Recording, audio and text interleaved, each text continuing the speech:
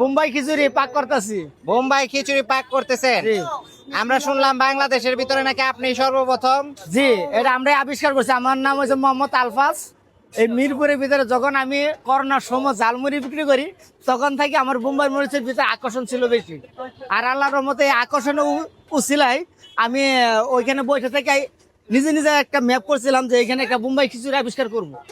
আলহামদুলিল্লাহ, শুক্রিয়া। বোম্বাই খিচুড়ি আবিষ্কার করছি, আলহামদুলিল্লাহ জনজনের সমর্থন পাইছি, জনজনে খাইছেও, ভালো পাইছে ইনশাল্লাহ আল্লাহর রহমতে। ওই আরো 4 বছর আগে একজন একটা ভিডিও করছিল, ওই ভিডিও করার পরে আলহামদুলিল্লাহ শুক্রিয়া অনেক ভাইরাল হয়েছে।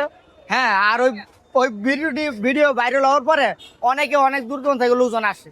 আচ্ছা, এখন কি আলহামদুলিল্লাহ সেল ভালো নাকি? আলহামদুলিল্লাহ শুক্রিয়া। এখন কি পরিমাণ বিক্রি করছেন? জি, কি পরিমাণ বিক্রি করতেছেন দৈনিক?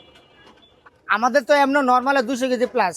এটা হচ্ছে চাউল। 200 কেজি? হ্যাঁ, এটা নর্মাল 200 আমাদের কেজি 200 চাল কেজি লাগে। চাউল। এটা খিচুড়ির জন্য বাজে টার্গেট হ্যাঁ। আলহামদুলিল্লাহ এর চেয়ে বেশি উজা।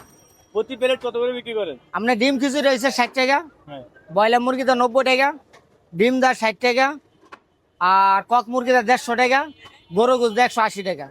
শুরু কখন হয়, শেষ কখন হয়? শুরু হয় সকাল 10টা থেকে রাত 3টা পর্যন্ত চলে।